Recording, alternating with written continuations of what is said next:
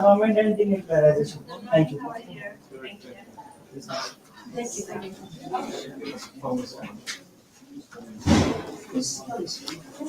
This station, where do you want to grab the slide share? Yes. Oh, then.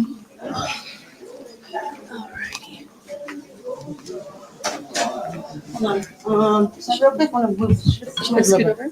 Yes. No, because the person at the toilet can go. Sorry. Sound like, sorry. Thank you so much.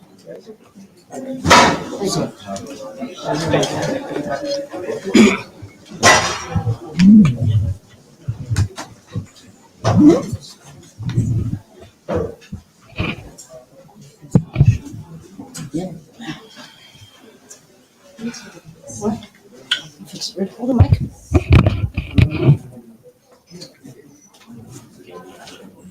Do you want this facing up or down? Just something totally different.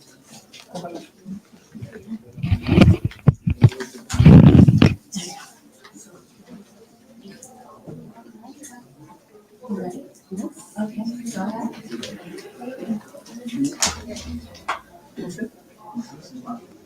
All right, can we have your attention for our next panel? Are we on? Or? 1 second. All right, just kidding.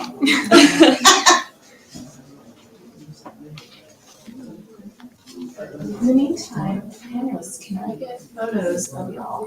Sure. Smile. Ready? Okay, 1, 2, 3. 1, 2, 3. Your camera's wrong. All right. There you go. It doesn't zoom, so just Okay, so just angle. yeah. Where's, Oh, that's like super zoom. It's just one person's face.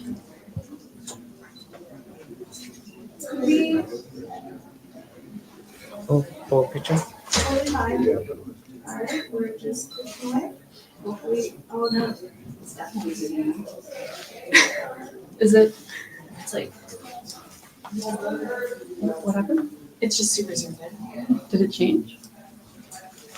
I don't think it changes the zoom. Or did it get more zoomed in? Oh, that looks good. It just looked up. You good with that? Could we do one more? The same zoom.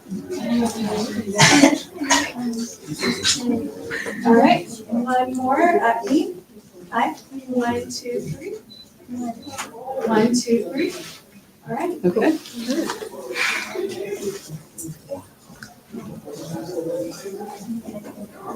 we're starting? Are we ready to begin? Real quick, when we have the Q&A, I want the questions to be asked very short and not long. Because what happens is if someone speaks of a question, makes more of a statement, it takes away others asking a question, and that's not fair for others. So if you are going to ask a question, make it short, okay? That's all I'm asking. Allow others in the room to speak. Thank you. Okay. Hi, everyone. So happy to be here. My name is Anastasia. We're here for this Youth in Disarmament and De-Nuclearization panel. We have 3 wonderful speakers with us. I'll start with briefly introducing myself and introducing the speakers in order. So I study sustainable development at Columbia University. I also work at the Center for Sustainable Development at Columbia. Previously, I received a bachelor's degree in political humanities from Sciences Po Paris. And originally, I'm Russian-Armenian, and I'm from California. So my interests have always been within the realm of sustainability, international relations, peace and security. And then I realized that the intersection of all of that is nuclear disarmament and nuclear safety, which led me into this field. And I began working with the Nuclear Age Peace Foundation in New York. So first we have Stella. Stella is a student in international relations and theology at Fordham University. She's driven by a passion for human and environmental rights, which has led her into nuclear disarmament. She's also worked for the Nuclear Age Peace Foundation in New York, like myself. Wantoya is the executive director of Scholarly Path and the Center for African Policy. He's currently pursuing his second master's degree at Oxford and has been a steadfast advocate for sustainability and development in Liberia and Africa. Previously, Montoya has served on the United Nations Development of Global Communication Youth Steering Committee. Saltanat Abdougazieva, please correct me. Abdougazieva is a senior lecturer at Narcos University and a PhD candidate at Southern Illinois University. Her research focuses on international relations, nuclear proliferation, and the role of middle powers in promoting nuclear non-proliferation and disarmament. She has experience working as a project coordinator for the Ban Ki-moon Institute for Sustainable Development at Al-Farabi Kazakh National University. So, as you guys can see, we have 3 panelists who share some interests in global sustainability and development, but have very distinct experiences. And my goal for this panel is to encourage a lively conversation where we can see how these different paths into this field can really nourish the conversation and deepen the broader nuclear disarmament space. So this is a huge topic. We have a lot to cover. I like to just jump into it. And for every question, please feel free to kind of note to me that you'd like to answer. We can have every person answering every question, or we can have just 1 or 2, whatever you guys like to do. So can we start with the very basics? Why are nuclear weapons a problem, and what is the current state of nuclear weapons around the world? I can start. I'm Stella, like Anastasia mentioned, and thank you so much for your attention and having us here today.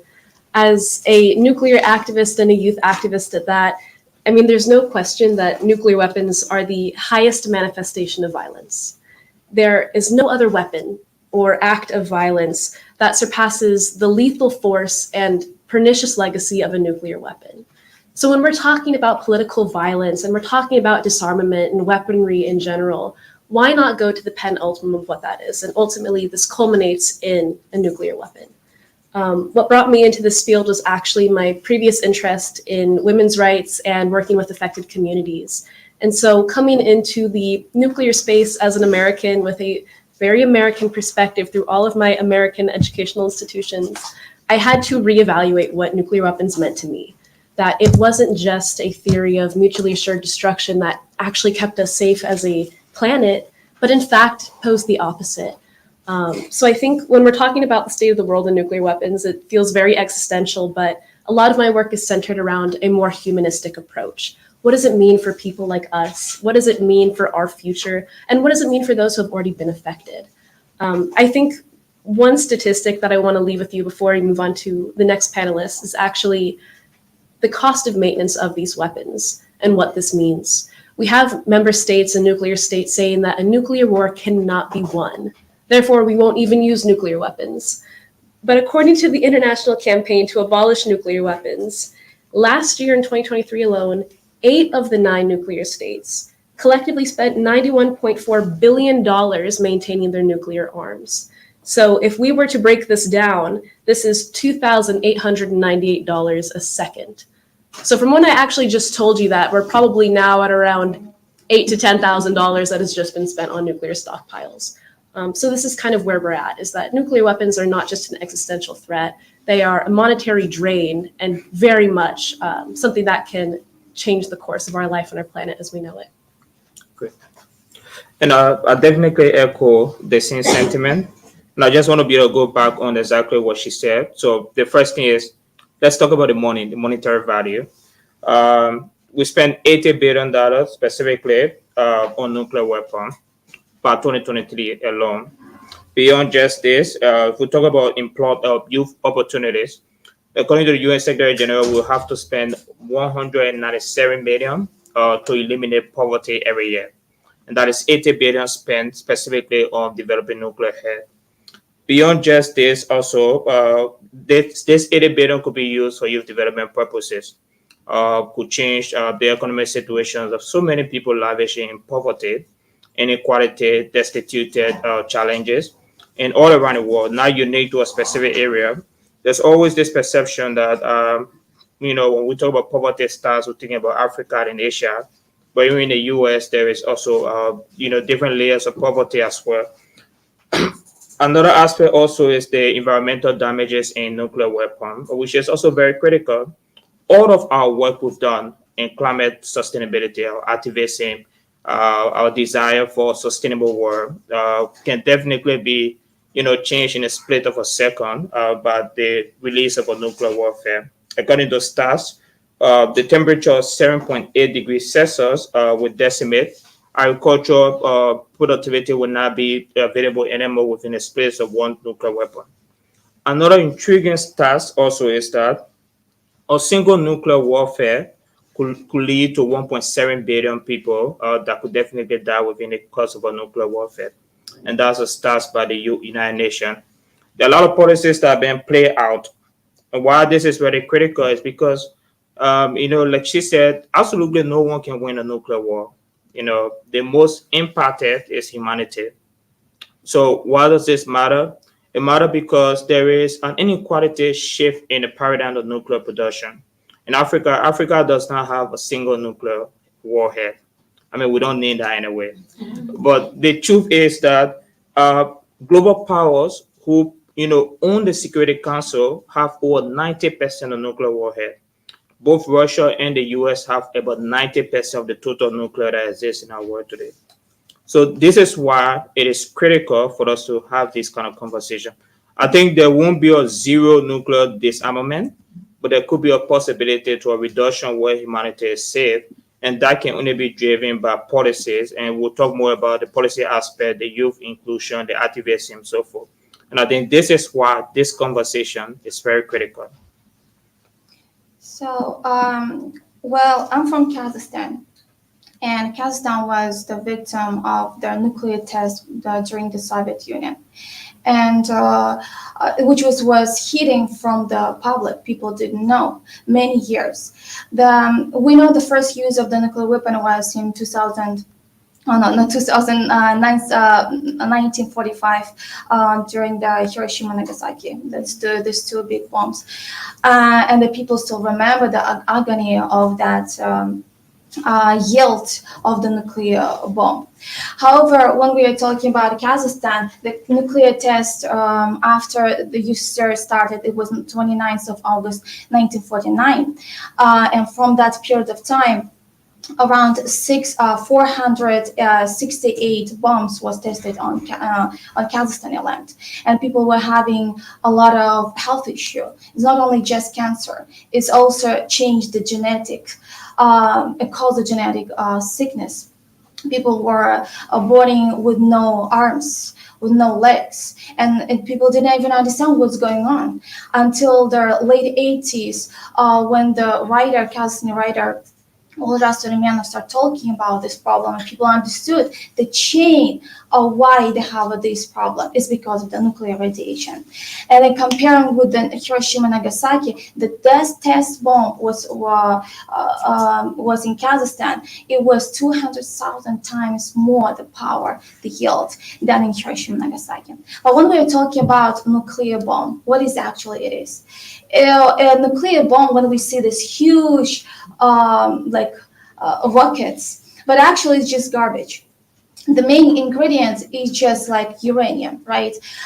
In the nature, we can see uranium 238, but then in order to get a weapon, we need a highly enriched uranium.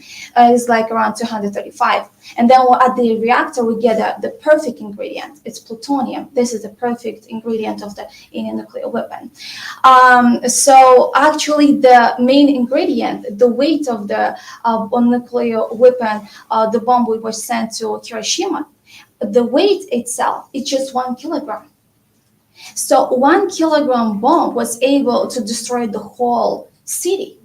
And then it was just in 1945 where we know that the real test happened. By the time, nowadays what we have, the power of the nuclear weapon is much more, and the stockpile in the US, Russia, this is two countries which have the leadership in the stockpiles, and highly enriched uranium, plutonium is tons of. If you look at the International Panel on Fissile Materials dates on 2022, you can see that they have a highly enriched uranium around 680 megatons.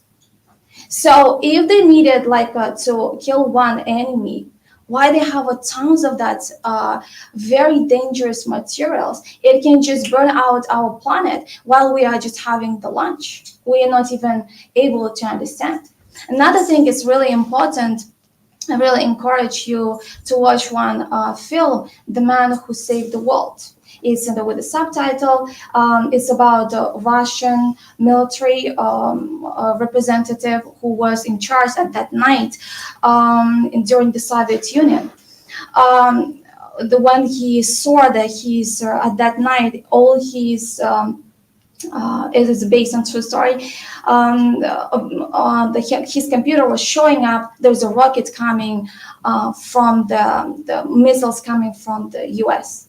And then it's like once happened, second, and a lot of pressure was on him because everybody was telling like we have to send back to the U.S. the rockets. We have to send an answer to them back as soon as possible. Until we still can do that, we're alive.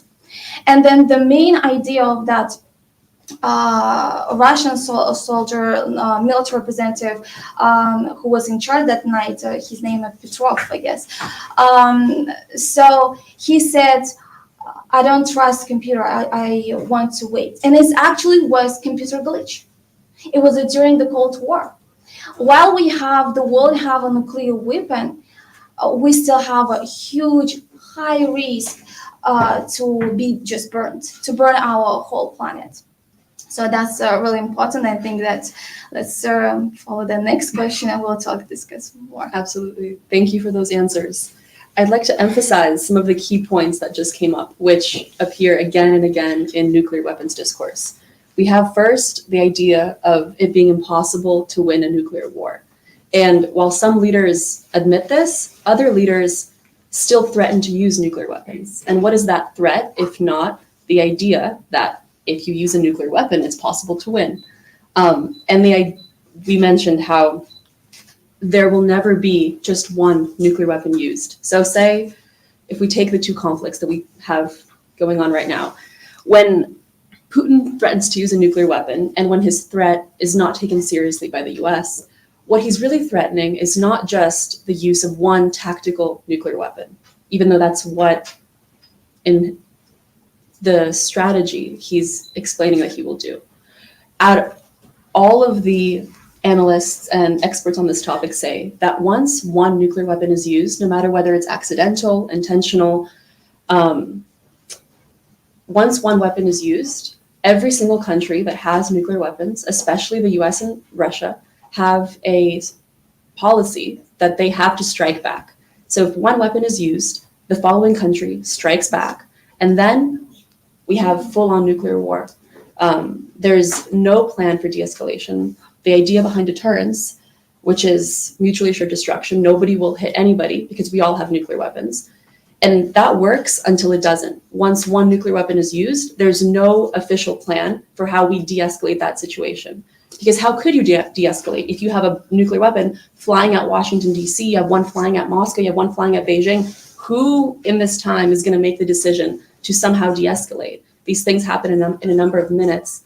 And I believe that in the US, the president has a total of 6 minutes to decide what to do if he's been warned that a nuclear weapon is coming to the US.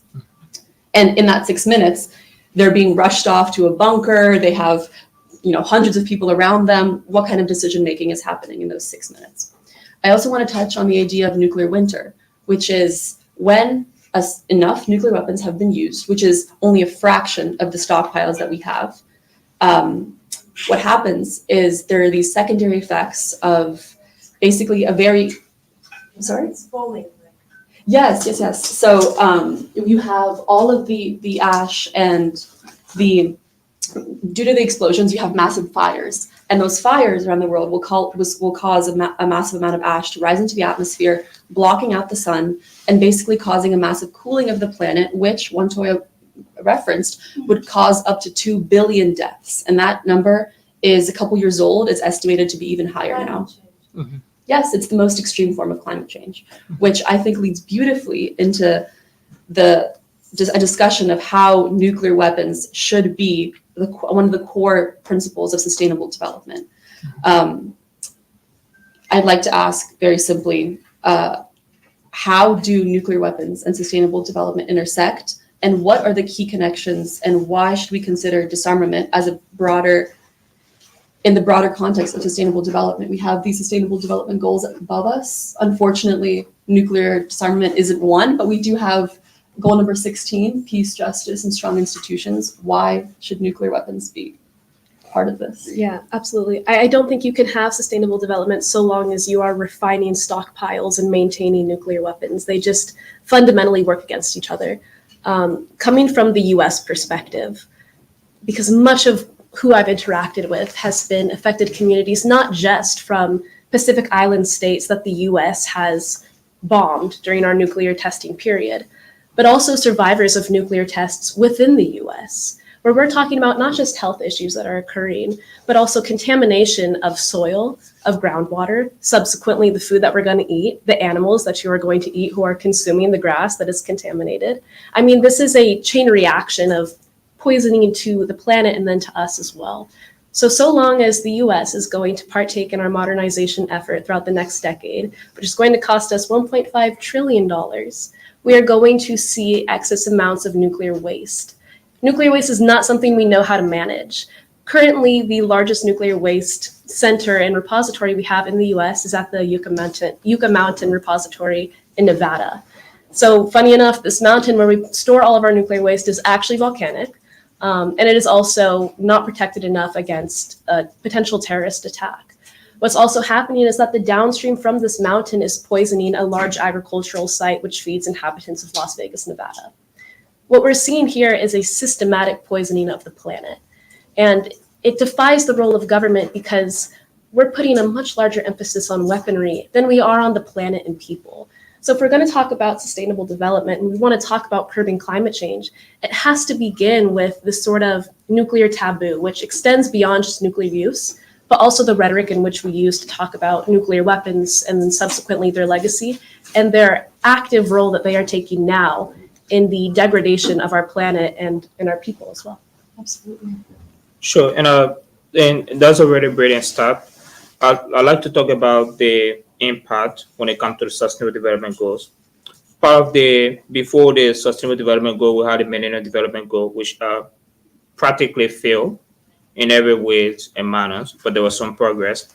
So the SDG was more comprehensive with an objective to have inclusive issues like climate change or better opportunity to eradicate poverty. But what we see with nuclear weapons is that the historical precedent have shown that there are extreme challenges and it's more dangerous as opposed to the objective of the SDG. So let's take the 1945 case for context. In Hiroshima and Nagasaki, in just an hour, there were over 200,000 deaths. That is like more than the deaths that will escalate in the space of a decade from any natural cause or disaster. The next aspect, also beyond just Hiroshima and Nagasaki, is the projected cost of a nuclear warfare is extreme, like I said in my opening. What we see here is that with a nuclear warfare between the US and Russia, for case study, you have almost 100 million people dead within the space of an hour. And the economic situation also is another part of why the Sustainable Development Goal can have no impact with a nuclear warfare. In Africa, for case study, or around the world, the UN projected that eradicating poverty will cost close to 200 million annually. The cost of warfare or sustainable warfare of each of the nuclear weaponry devices that we have in our war is closer to that estimate. That means we are basically contradicting ourselves. The bigger contradiction here is we spend more money on warfare than money that we could be able to eradicate poverty and provide a prosperous world. So hence, the UN itself is a contradiction against itself. And global countries that make member states in the US, it's a bigger contradiction because if the objective is to be able to fight poverty, to combat climate change and inequality, and you still have a pathway to create more opportunity, more weaponry devices that increases and exacerbate mankind to a more dangerous scenario. It means that we obviously, in a space of making puppet trade out of sustainable growth. The other aspect I want to talk about, which is also very critical, has to do with young people. And I want to make this case study from an African perspective. Even though, like I said, we do not have nuclear warfare in Africa, we don't have no country in Africa has access to nuclear devices, but we should be extremely careful and interested in the contemporary aspect of more increase in nuclear production. The reason why Africa should be is not because of an interest base. We have no interest in having a nuclear warfare. In fact, Africa has more interest in exacerbating poverty, inequality, providing more opportunity than we will want to be able to engage in civil conflict or clash. And I think with the increasing rate of illiteracy and the challenges with technological devices, maintaining a nuclear warfare in any African context will be more dangerous than the current maintenance that they have in the world. But the reason why this is important, I just close on this notice, because in Africa we have 1.4 billion people. The statistics have increased. We have 17% of our global population situated in Africa. The environmental impact from the nuclear warfare will be extremely challenging to Africa in terms of agriculture and food production. Because two critical things beyond just the fact that loss of life, there is an environmental impact that is extremely challenging. Increasing wave of sea erosions, and even the soil production will also be eliminated. So all of these things, I think, eliminating and disarming, or to some extent mitigating a nuclear warfare, should be the core focus of all, not just the UN, but even young people, because in a space of time, we'll have to be able to inherit this work. And I think that's for me, there are more to this, but just in a space of time, this is why the UN, the current discourse on nuclear warfare and sustainable development goals is a critical part of our work today. Thank you. Well, when we're talking about SDG and nuclear weapon, I think there's a direct bond with the climate problem, climate change, because when we're thinking that some of the countries, or you from some of the countries which don't have a nuclear weapon, or they are very far from the nuclear countries, and they might think like, well, it doesn't concern us, why we should worry about it, it's very, very far from us. But if you look at that video of the Fukushima earthquake in 2011, what happened on 11th March, you can see that it was just small explosion of the nuclear explosion, and it just was spread during the 2 months all over the world by cloud. Those clouds had already radiation. Of course, that radiation is not that high level. It's still possible to live, and it's not like a huge damage. But however, it still had a kind of the impact, and we can see that it can be easily spread all over the world. Another thing, there is a scientist research, like if we think there is going to be a small exchange of the small nuclear arsenals between two countries, and how it could affect on us. The first, it's going to cause a problem on an electromagnetic pulse, and its effects on the satellite, and all our phones, all the internet going to be shut down. We'll not be able to communicate with each other. This is the first thing. And then it's going to affect on their also flights, the plane, which is like exchanging. So no matter what, where the two countries going to have a problem with each other, it's going to affect on the other part of the world too.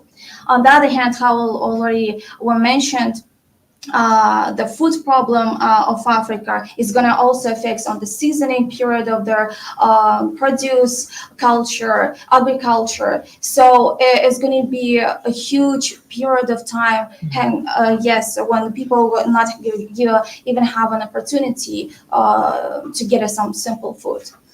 So it's also going to have a psychological effects. People are going to have a post-trauma, a disease, or displaced people, evacuation, economic, financial problem. So this problem, it concerns all of us, the whole international community and the young population, young generation should be vocal about it, and don't hesitate to talk, educate the people around your local community, raise the awareness about this problem. So with the small action, we still can do many things and have effects on the non-nuclear proliferation movement. Thank you so much. I know that all three of you have experience with the UN in different capacities. Can you talk about what it was like working on these issues within that context? And also broadly, how did you get into this field?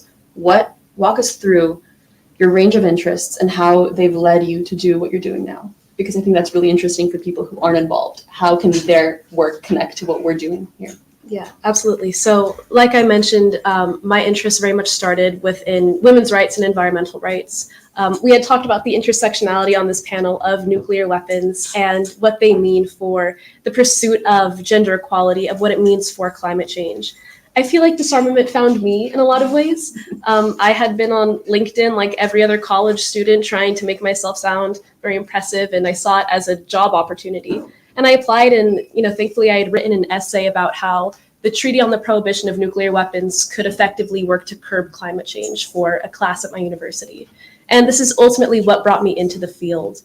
I think what became the most surreal for me is that I had intimately worked on lobbying a resolution in the first committee of the UN General Assembly relating to environmental remediation and victim assistance, which pretty much unanimously passed, besides some abstentions and then some nays from the nuclear states, unsurprisingly. But I think this for me kind of reaffirmed, the mission of what nuclear disarmament is all about, the importance of it, and the efforts that are being led in the UN are wildly important. I mean, to understand that most of the world believes that nuclear weapons should be demolished, that nuclear weapons should not be used, that efforts must be taken to prohibit nuclear weapons from further proliferating should give you a sense of hope. That if you believe that, the rest of the world is with you besides those nuclear weapon states. I think some of us might share grievances, though, understanding that the UN can really only offer solutions and guidance, but doesn't have those, reinforcement measures. But I think you put this wonderfully, actually. It's the grassroots initiatives that you can take that is going to make all the difference. And to make it a public concern, to make this to our personal issue, is exactly what we need to further the disarmament movement. Great. So, not to I think interrupt, that's but if you could keep our answers 1 a minute. bit brief. Yeah, very brief. Even though this is such an important question. It is. I'll try to be as brief as possible because I saw the timer persistent it too. But I just think, for me, there are two things I'm very interested in it. Every young person around our world today who cared about the survival of our planet, the survival of, generations to come, their existence should have a deeper, connectivity to the issue of disarmament and nuclear, because all of our fight could definitely end in the space of a second. And in our current world today, the political division, the intense political rivalry, geopolitical hegemony between global countries around our world have given us a space more closer to a nuclear warfare than we were before in decades ago. The conflicts with Russia, the conflict with Ukraine, the conflict currently in the Middle East as we speak, present a very changing dynamic to a path of increasing nuclear tussle. And where do we stand as young people? As young people, we stand at a time where we should be more interested in how we can build a lead activism to free world. So part of my work, at the UN, part of my work into activism into with the Center for African Policy, where we are hugely interested in all policy work. We think Africa can be a case study for a war of no nuclear warfare or weaponry device, because in Africa today we don't have a single. While this does not transition the fact that it's internal conflict, but we are, living fine as possible in Africa. We don't have to worry about miscommunication in nuclear power plant.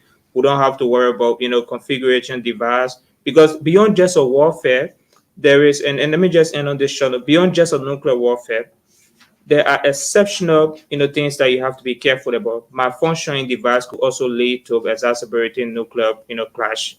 miscommunication, cyber security threat, and so forth. So we should care about this, and this is why I too have an interest in it, and I'm very excited to see how we can be able to continue to be able to take this conversation beyond just this space.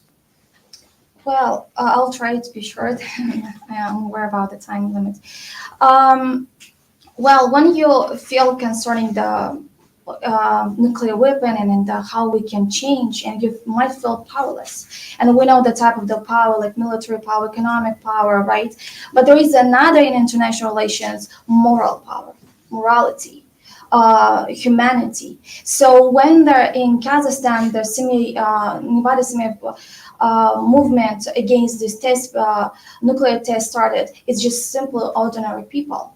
And the writer, poet, Kazakh poet, Olja Surmena, who was aware about the problem, came to the local community, shared information, and they started the movement. And at the end, on 29th of August in 1991, Nazarbayev, independent Kazakhstan, signed a document to ban this test. Another thing, you might feel the hummingbird yourself. Well, there is a story, beautiful story about hummingbird when their forest was in fire and all the big animals were just observing. And there is a tiny hummingbird trying to get the water and try to put her own contribution. And all the big animals were telling the hummingbird, "What are you gonna do? Like, what you're doing? You're not gonna win. You're not gonna stop the fire." But the hummingbird said, like, "This is what I can do my best." So each of us should do the best, try to educate, do the research, educate around the local community, because of the people, the community, once they understand that this is a real big problem, then they will start moving, and this morality, moral power is bigger than any type of the powers. Do we have time for one or two questions, or are we out of time? It's a hard stop. Great, thank you so much. Yeah, thank you. Such a great conversation. Great job of moderating. So you want to bring to the front line?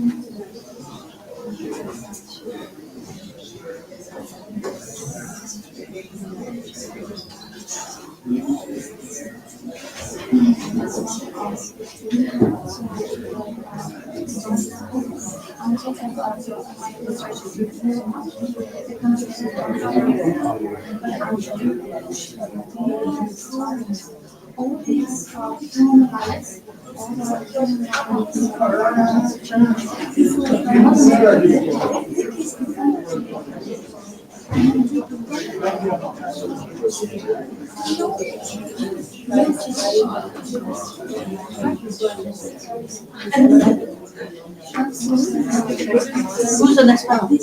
Ensure that science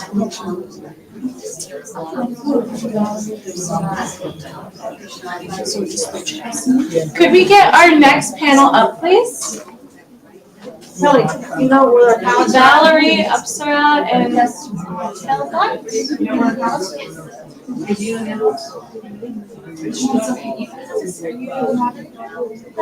No, that's okay. Is there like an it's issue with Valerie.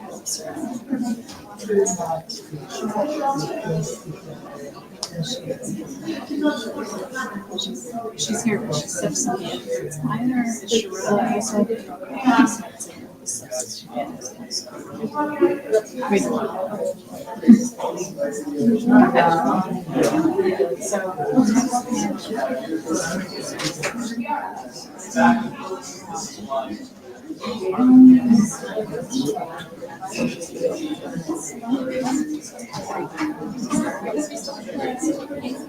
Nice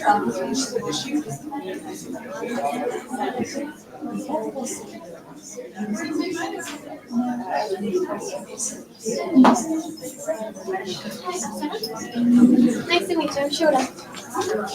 Shura. Nice meeting you. How are you? I'm doing good. I'm gonna moderate the session, and I'm really excited. We were just waiting for Valerie. Hopefully she's doing fine. But I don't want to really straight to the solution of everything. The idea is for us to have a really like small panel, talking about science and everything that we love with our customers. I'm a biotechnology engineer, so it would be really important for you to start from the very yeah, from that like side in that field, and I will be talking more about the like environmental and like hard science. Yeah, perfect. And what's kind of your preferred? I think it would be like these two in the middle. Okay.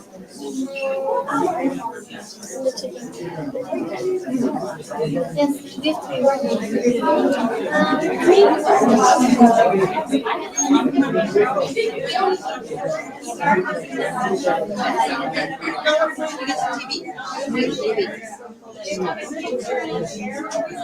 you can see.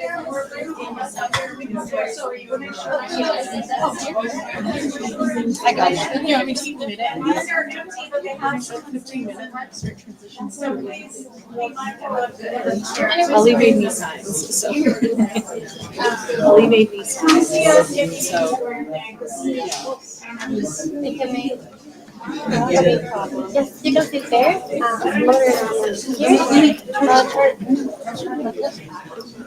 Oh yes, thank you. Thank you. I'm gonna go really fast. Okay, just we're ready, right? You're ready? Amazing. I'm so excited that you're here. This is going to be a great panel. There's not many things that are being talked about science and technology, so it's really exciting. yeah, awesome. Super excited. Alright, settle in, so we start our session. Thank you. Quick question. It's only like opening the mic and that's it? We're just Or not mic? No mic? I mean, Ruby's talking into that better. What? Or the microphone? Should be like just speaking? Thank you. Because it's taped. It's taped down. Oh, it's open. Okay, perfect. Okay. Brian, close the doors. Yes, thank you. It's going to be really fast. Spelling of your name, so I Oh, no worries. Please, Shura. You can call me Shura. yeah. It's easier. Okay. It's your